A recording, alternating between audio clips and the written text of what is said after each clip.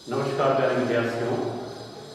जिस प्रकार हमारा ये अध्ययन का क्रम कक्षा 9वीं विषय विज्ञान के लिए अध्याय 8 जिसका नाम है गति, जो हम इसको निरंतर अपने अध्ययन में ले रहे हैं। आपने अभी स्टार्टिंग में देखा था गति की व्याख्या हम किस प्रकार से करेंगे या सरल रेखीय गति किसे कहते हैं। तो आपने पढ़ा था एक निश्चित दिशा में निश्चित समय के साथ सीधी रेखा में जो गति हो रही है वो सरल रेखीय गति है।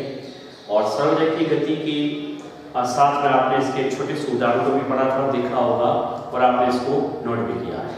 इसके बाद इसमें दो टॉपिक आए थे, असमान गति और समान गति। समान का मतलब जिसमें दूरी भी समान होती है और समय भी निश्चित होता है, और असमान में होता है दूरी भी अनिश्चित और समय भी निश्चित नहीं। समय निश्चित होता है लेकिन दूरी जो है वो अनिश्चित होती है, तो जिसे हमने असमान गति के रूप में समझा था। यहाँ पर जो टॉपिक आ रहा है आपके वो है गति की दर का मापन। एक ही बिंदु आज हम ले रहे हैं क्योंकि अब जैसे जैसे हम आगे बढ़ेंगे उसमें आपके न्यूमेरिकल्स जो हैं छोटे छोटे सवाल भी दे रखे हैं, तो इन सवालों को भी आपको करना है क्योंकि ये दो चैप्टर ऐसे हैं जिसमें आपको परीक्षा में सवाल भी पूछे जाएंगे। तो यहाँ पर हम आज एक ही टॉपिक लेंगे, वो है गति की दर का मापन। अब आपने देखा होगा कि एक क्रिकेटर जो होता है वो अपनी गेंद को तेज दौड़कर तेज भागकर फेंकता है, तो उसकी गति बहुत तेज होगी। और एक स्मॉल यानी कि छोटे रूप में यानी रनर जो छोटा होता है यानी कि स्पिनर जिसको बोलते हैं, एक वो बहुत ही कम गति से गेंद को फेंकता है। इसी प्रकार सड़क पर आप जैसे बाइक चलती है, साइकिल चलती है, कार भी चलती है, तो सबकी गति आप देख लें, साइकिल थोड़ी कम, बाइक थोड़ी और ज्यादा, कार उससे ज्यादा स्पीड होगी। तो इस प्रकार से जो है सबकी गति की दर अलग अलग होगी। तो आए दिन हम निश्चित तौर पर विभिन्न प्रकार की वस्तुओं को गति करते हुए देखते हैं। तो किसी निश्चित दूरी को तय करने के लिए अलग अलग वस्तुएं अलग अलग समय लेंगी। यहाँ पर आप ध्यान देंगे, किसी निश्चित दूरी जैसे कि यहाँ पर 2 किलोमीटर हमें बाजार जाना है, तो एक तो पैदल चलेंगे, एक साइकिल से जाएंगे, एक बाइक से जाएंगे। तो तय करने के लिए अलग अलग वस्तुएं, जैसे कि पहले स्वयं पैदल चले, साइकिल का उपयोग किया, बाइक का उपयोग किया, तो सबका समय जो है वो अलग अलग होगा। यानी कि उस निश्चित स्थान तक पहुंचने के लिए सबका समय जो है वो अलग अलग लगेगा। उसके लिए आप देख रहे हैं किस प्रकार से हमने किसका उपयोग किया। तो यहाँ पर गति की दर जो है वो निकालने के लिए हमें इस बात को भी ध्यान रखना होगा।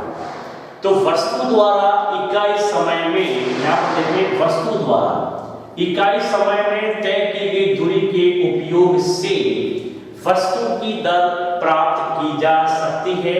इस राशि को हम चाल कहते हैं। यानी कि हमारी गति क्या है, हमारी चाल क्या है। तो निश्चित दूरी जो दे रखी है, तो वस्तु द्वारा इकाई समय में तय की गई दूरी के उपयोग से वस्तु की दर प्राप्त की जा सकती है। इस राशि को हम चाल कहते हैं। तो इकाई समय में तय की गई दूरी, तो इसका मात्रक जो है मीटर प्रति सेकंड होता है, और इसके अन्य मात्रक भी आपके इसमें नोट करवा रखे हैं, बिल्कुल आपको उपलब्ध करवाए जा रहे हैं। तो चाल क्या होगा, इकाई समय में तय की गई दूरी जो निश्चित अवधि के समय चलती है, जिसे हम चाल कहते हैं। अब जैसे किसी वस्तु की जिसे चाल मतलब औसत चाल अगर ज्ञात करनी है हमें, तो यहाँ पर एक फार्मूला है, वस्तु की औसत चाल को ज्ञात करने के लिए वस्तु द्वारा तय की गई दूरी बटे वस्तु द्वारा इस दूरी को तय किए गए समय, यानी कि उसका समय कितना लगा। तो औसत चाल को ज्ञात करने के लिए सीधा आप दूरी बटे समय ऐसा लिख सकते हैं, या इसको v चाल is equal to s upon t, s दूरी है, t समय है, तो v is equal to s upon t। इस फार्मूले से किसी भी वस्तु की औसत चाल को हम ज्ञात कर सकते हैं। इसके अलावा भी इसमें ऐसी छोटी छोटी बातें जो चित्र सहित आपको समझा रही है, तो चित्र के माध्यम से भी आप समझें। इसके बाद छोटे से उदाहरण भी अंदर दे रखे हैं, उससे भी आप समझें। और ये मोटे तौर पर एक सरल बात में 2-3 लाइन थी जो मैंने आपको किसी वस्तु की दर के मापन को बताया जा रहा है।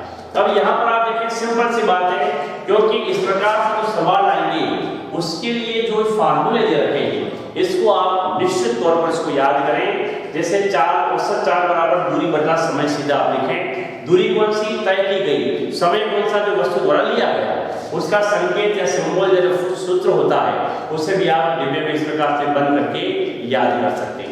अब यहाँ पर इसके साथ एक छोटा उदाहरण और है, और यहाँ पर एक सवाल रूप भी दे रखा है। तो सवाल रूप में जो है उसको आप अच्छे से देखें, क्योंकि यहाँ से इस पाठ में गति बल वाले जो चैप्टर हैं इसमें निश्चित रूप से आपके 1 या 2 या 3 नंबर के सवाल जरूर पूछे जाएंगे परीक्षा में। तो यहाँ पर हमें इन चीजों को ध्यान रखना होगा। तो एक उदाहरण दे रखा है जो मैं पढ़ के आपको बता रहा हूँ, और आप इसको एज आपकी कॉपी में आपके नोट्स में नोट करेंगे। एक वस्तु है 16 मीटर की दूरी 4 सेकंड में तय करती है, तथा पुनः 16 मीटर की जो दूरी है वो वापस 2 सेकंड में तय करती है। पहले वाली जो दूरी थी 16 मीटर की वो 4 सेकंड में समय कितना लिया, 4 सेकंड, और बाद में पुनः 16 मीटर की जो दूरी है वो 2 सेकंड में तय करती है। तो वस्तु की औसत चाल क्या होगी? अब यहाँ पर आपको समझना है, चाल जो है उसका फार्मूला दूरी बटे समय है। तो यहाँ पर पहले आपको दूरी ज्ञात करनी है कि वस्तु द्वारा तय की गई दूरी कितनी थी, तो 16 मीटर, तो 16 मीटर, बाद में वापस कितनी दूरी थी 16 मीटर, तो 16, तो पहले वाली 16 मीटर प्लस बाद वाली 16 मीटर दोनों को जोड़ दिया तो 32 मीटर दूरी तय की गई। अब बाद में फार्मूले में बता रहा है कि समय कितना कितना लिया, तो समय को आप देखें, पहले 16 मीटर की दूरी को 4 सेकंड में, तो आपने लिख दिया 4 सेकंड, बाद में वापस 16 मीटर के लिए 2 सेकंड, तो 2 सेकंड। इस प्रकार से 4 और 2 को आपने जोड़ा तो कितना हो गया, 6 सेकंड का समय लिया।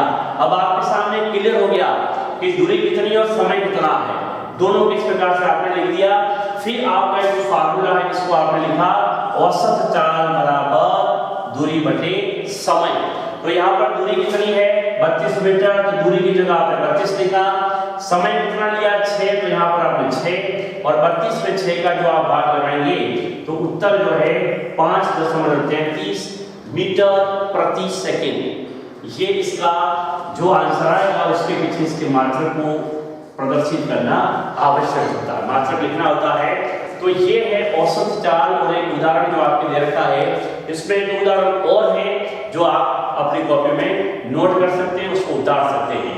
तो आज हमने केवल एक टॉपिक लिया, गति की दर का मापन कैसे करेंगे, क्योंकि इसमें सवाल में जहां पर सवाल आएंगे वहां पर आपको एक ही बिंदु लेकर उसी की चर्चा करनी है आपको, और जो थ्योरिकल भाग है वहां पर तो आप पढ़ते रहे, कोई प्रॉब्लम आपको नहीं होगी। तो यहाँ पर गति दर की व्याख्या कैसे करेंगे? गति का एक ही प्रकार आपके दे रखा था, सरल गति, और इसमें असमान और समान गति। इसके बाद गति की दर का मापन, इसके बाद जो और बिंदु जो आएंगे जो अलग से मैं आपको और बताऊंगा। और इस चैप्टर को भी बिल्कुल जिस दूसरे चैप्टर को आप पढ़ रहे हैं किताब को पढ़ते रहना है, किताब का सारा आपको जरूर लेना है, क्योंकि बहुत सारी बातें ऐसी होती है जो किताब के अंदर आप जब पढ़ते हैं तो समझ में आएगा। यहाँ पर क्या है, कुछ सरल भाषा में आपको समझाया जाता है, लेकिन हम भी क्या करते हैं शॉर्ट में भी शॉर्ट तरीका ढूंढते हैं, ऐसा नहीं है। डिटेल में पहले आप उसको पढ़ लें। ये छोटी छोटी बातें जो हमने आपको बता दी हैं, और ऐसी छोटी बातें जो एग्जाम में पूछी जाती हैं, लेकिन साथ में अगर किताब को रखकर पढ़ें तो निश्चित तौर पर आपको पूरी बातें समझ में आएगी, और हमें पूरी बात जो है समझना है, तब कार्य करने का हमें आनंद आएगा। तो ये जो है आप इसको पढ़ते रहें और करते रहें, और अपना ये अध्ययन निरंतर जारी रहेगा। और अगली बात जो है अगले वीडियो नोट्स के रूप में मैं आपको बताऊंगा। तब तक के लिए आप अपना अध्ययन जारी रखें। धन्यवाद। जय भारत।